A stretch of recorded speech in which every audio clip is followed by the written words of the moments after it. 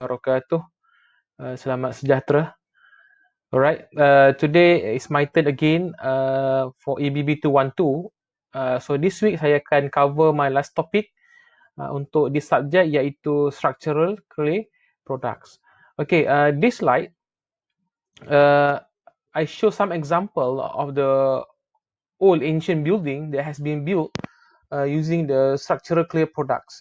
Okay, I take some example from here. First example I want to take is the Great Wall China. Okay, as you can see, the Great Wall China uh, is made from totally 100% from the clay-based product.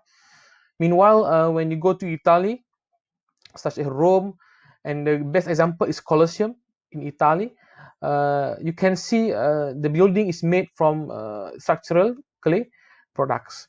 Okay, and then another example is when you go to temple in China, Japan, or Korea, you can see the roof is made actually from the clay-based product. Okay, so as I mentioned in the previous slide, the structural clay product are used mainly in construction, and then they are distinguished by their raw materials and manufacturing methods. Okay, here I give you a few examples of the uh, structural clay-based product. Okay, the first image here you can see is actually the sewage pipe. Okay, it's made from the clay base, and then the face brick for construction, ceramic tiles, and also the roof clay tiles. Okay, this one have their own properties. Okay, for let's say for sewage or chemical pipe, they can resist to chemical attack, is inert, is more eco-friendly, and etc. Meanwhile, for face brick, as you know, they have many design depending on the price and also how they install it during construction and others.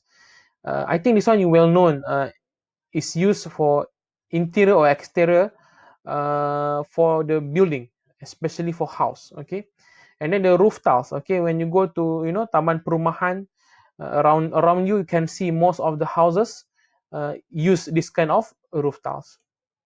Okay, uh, this one is very important statement that you should take note.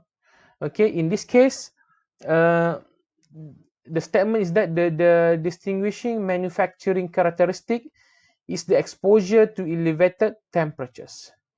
Okay, in this case, it's important that you need to explain the the the categories of the structural clay product based on their firing profile. Okay, you can see this figure. Okay, below here. Okay, something like pudding shape patterns.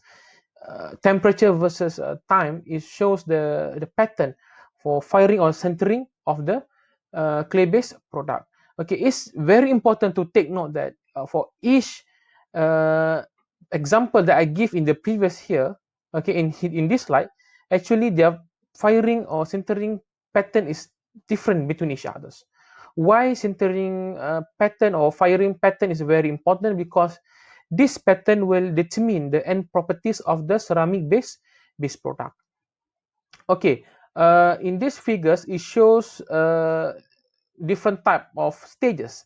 First, you gradually increase the temperature up to 400 and then rest for a few minutes and then ramp up to 1400 degrees C and then holding for a few hours and then cooling into the room temperature. This is what we call as a sintering patterns. Okay, when we talk about the sintering or firing pattern, of course, the fired bond has been developed after you fired the products. Okay, so in this case, I give you some simple illustration before and after sinter or fire the clay-based product. Okay, before you fire it, you can see uh, the ceramic particle has been well contact each other. Meanwhile, after you complete the firing process, you can see the bond. Okay, the bond, we can say the glassy bond formation has been developed inside the products. And then when this particle creating this kind of bonding, it will produce the pore. okay, as you can see in the center of the ceramics particles. So this one, this mechanism, I will elaborate more in the next video, and on how you form the fire bond and how the pore will affect the end properties, especially the mechanical properties of the structural clay products.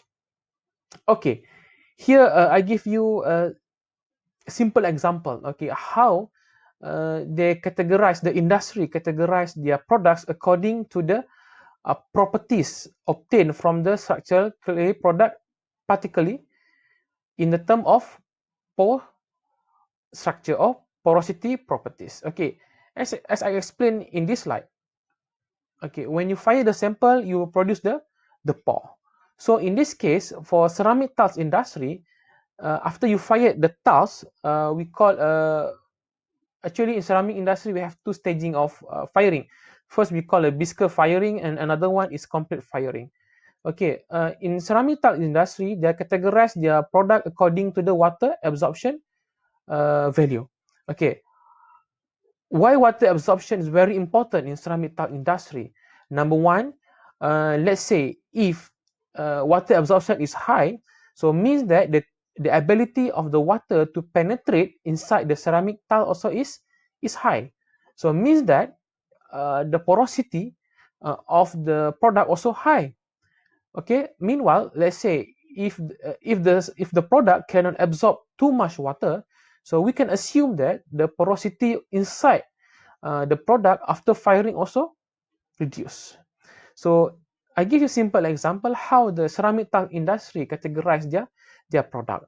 Number one, let's say if the water absorption is less than 0.5 weight%, they call it as a porcelain tiles.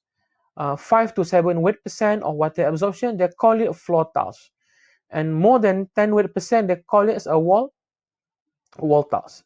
Okay, so how this porcelain floor and wall tiles apply? So porcelain normally we use for, you know, for teapot. Of course, when let's say if you make a teapot made from the clay base, if the porosity is high, so it means that when you put the water inside, so you can see the water can go out from the teapot. Okay, that's why it's also apply for the ceramic tiles. Okay, normally for the floor, for the bathroom, especially for the floor for the bathroom, we need the porcelain tiles. Meanwhile, for floor tiles, is you can see the, you know, in your house, inside your house, something like mosaic, jubin and others. So you can see because they can tolerate with tiles. So that's why you can see over the time, especially the house have the piping problem under the ground. When the water is seep inside the tiles, the water can penetrate into the tile, and then over the time the tile can burst from the floor. Okay, I think some of you observe this kind of phenomena. Meanwhile, for the wall tiles, normally we use for decorative, because for decorative the water is not so critical. So therefore, this one how the ceramic tile industry categorize their product based on the pore structure or properties of the pore. Okay, I think that's all for the first part of my video regarding the introduction of structural clay products. So wait for my next video. I elaborate more in details about the pore characteristic, pore properties, and others topics. Okay, stay tuned, stay safe. Assalamualaikum.